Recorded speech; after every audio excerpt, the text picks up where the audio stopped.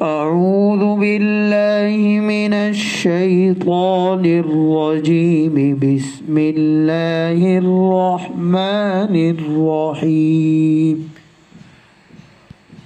قل هو اللہ احد اللہ الصمد لم یلد ولم یولد ولم یکن له کفوا احد۔ کہہ دو اے پیغمبر صلی اللہ علیہ وسلم، بات یہ ہے کہ اللہ ہر لحاظ سے ایک ہے۔ اللہ ہی ایسا ہے کہ سب اس کے محتاج ہے، وہ کسی کا محتاج نہیں، نہ اس کی کوئی اولاد ہے اور نہ وہ کسی کی اولاد ہے، اور اللہ کے جوڑ کا کوئی نہیں۔ یہ سورہ اخلاص ہے۔ اخلاص کے معنی جس میں ملاوٹ نہ ہو۔ یہ سورت اور سورۃ الکافرون اخلاص کی یہ دو صورتیں ہیں۔ اس صورت میں عقیدے میں اخلاص کا بیان ہے اور سورۃ الکافرون میں عبادت میں اخلاص کا بیان ہے۔ اس صورت کی فضیلت میں متعدد احادیث ہیں۔ ایک حدیث میں ہے کہ حضور نے فرمایا، کیا تم میں سے ایک شخص عاجز ہے کہ وہ ہر رات میں تہائی قرآن پڑھے؟ جس نے قل هو اللہ احد اللہ الصمد یعنی سورہ اخلاص پوری پڑھی، اس نے تہائی قرآن پڑھا۔ بہرحال اللہ رب العالمین کی 5 صفات یہاں آپ جانیں کہ مشرکین اپنی مورتیوں کو ارباب کہتے تھے۔ رب ایک کو کہتے ہیں، بہت ساروں کو ارباب۔ تو قرآن نے اللہ کو رب العالمین کہا اور مشرکین کے ارباب کو کنڈم کر دیا۔ اس پر مشرکین نے سوال کیا کہ تمہارا رب کون ہے جس کو تم مانتے ہو؟ ہمارے ارباب کو بوگس کہتے ہو؟ اس پر پھر یہ صورت نازل ہوئی اور ان کو بتلایا کہ اسلام اس ہستی کو رب کہتا ہے جس کو تم اللہ کے نام سے جانتے ہو۔ اللہ اور رب وہ کہیں ایک نہیں ہے، ایک ہی ہے۔ اور قل هو اللہ احد میں یہاں احد وہ مشرکین کے ارباب تو بے شمار ہے، لیکن اسلام کا، مسلمانوں کا وہ رب وہ ایک ہی ہے۔ اور یہاں ایک صفت ذکر کی گئی، صمد، اللہ الصمد، بے نیاز ہے، یعنی جس کے پاس سب کچھ ہے، سب اس کے محتاج ہے، لیکن اللہ کسی کا محتاج نہیں۔ مشرکین کے ارباب کمزور ہے، جو خدا مشرکین نے غیروں نے بنائے ہیں وہ کمزور ہے، اسی لیے ان کو متعدد خدا ماننے پڑے، متعدد اپنے رب ماننے پڑے، بنانے پڑے۔ ایک خدا سے، ایک رب سے ان کا کام نہیں چلا۔ لم یلد میں بتایا کہ اللہ نے کسی کو جنا نہیں۔ لم یولد میں اللہ خود جو اس صورت میں اپنا تعارف کرا رہے ہیں کہ وہ جنا بھی نہیں گیا، یا نہ کسی کی اولاد ہے، اور ماں باپ بھی اللہ کے نہیں ہے، اور نہ اس کی کوئی اولاد ہے، اور نہ وہ خود کسی کی اولاد ہے اللہ تعالی۔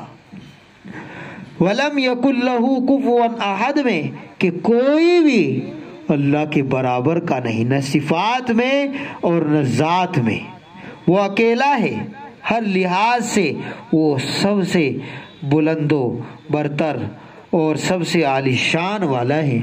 بہرحال یہ بہت اہم صورت ہے کہ بعض کافروں نے اس کے پس منظر میں، بیک گراؤنڈ میں اور شان نزول بھی اس کا یہی بیان کیا جاتا ہے کہ کافروں نے حضور سے پوچھا تھا، حضور صلی اللہ علیہ وسلم سے، کہ آپ جس خدا کی عبادت کرتے ہیں وہ کیسا ہے، اس کا حسب نسب تو بیان کیجئے، اس کا تعارف اور اس کی پہچان تو کرائیے۔ تو اس کے جواب میں یہ صورت نازل ہوئی۔ یہ قل هو اللہ احد، احد کا ترجمہ یہاں جو کوشش کی گئی کہ اللہ ہر لحاظ سے ایک ہے، تو ویسے تو اس کا ترجمہ ایک سے ہوتا ہے، لیکن یہ اس کے مطلب خیز ترجمے کی طرف بھی ہمارا دھیان ہو جائے کہ اللہ ہر لحاظ سے ایک ہونے کا مطلب یہ ہے کہ اس کی ذات اس طرح ایک ہے کہ اس کے نہ اجزاء ہے نہ حصے ہے اور نہ اس کی صفات کسی اور میں پائی جاتی ہے، وہ اپنی ذات میں بھی اور اپنی صفات میں بھی تنہا ہے، اکیلا ہے۔ اللہ الصمد، اللہ ہی ایسا ہے کہ سب اس کے محتاج ہے، وہ کسی کا محتاج نہیں ہے۔ صمد اس کو کہتے ہیں جس سے سب لوگ اپنی مشکلات میں مدد لینے کے لیے رجوع کرتے ہوں اور سب اس کے محتاج ہو اور وہ خود کسی کا محتاج نہ ہو۔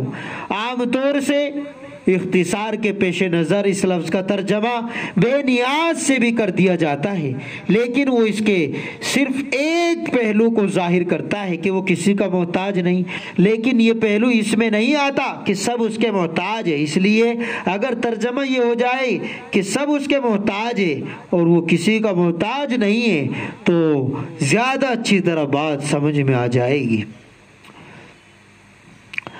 اور لم یلد ولم یولد، اس آیت میں ان لوگوں کی تردید کی گئی ہے جو فرشتوں کو اللہ تعالیٰ کی بیٹیاں کہتے تھے، یا حضرت عیسیٰ یا حضرت عزیر کو اللہ کا بیٹا قرار دیتے تھے کہ عیسائیوں نے حضرت عیسیٰ کو اللہ کا بیٹا کہا، یہودیوں نے حضرت عزیر کو اللہ کا بیٹا کہا اور مشرکین نے فرشتوں کو اللہ کی بیٹیاں کہا۔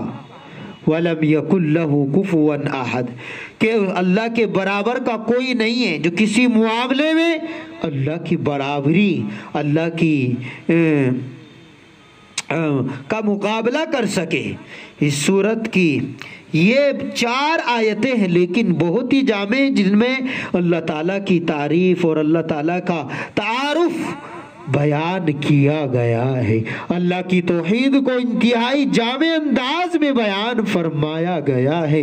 پہلی آیت میں ان کی تردید ہے جو ایک سے زیادہ خداؤں کے قائل ہے، دوسری آیت میں ان کی تردید ہے جو اللہ تعالیٰ کو ماننے کے باوجود کسی اور کو اپنا مشکل کشا، کارساز یا حاجت روا قرار دیتے ہیں۔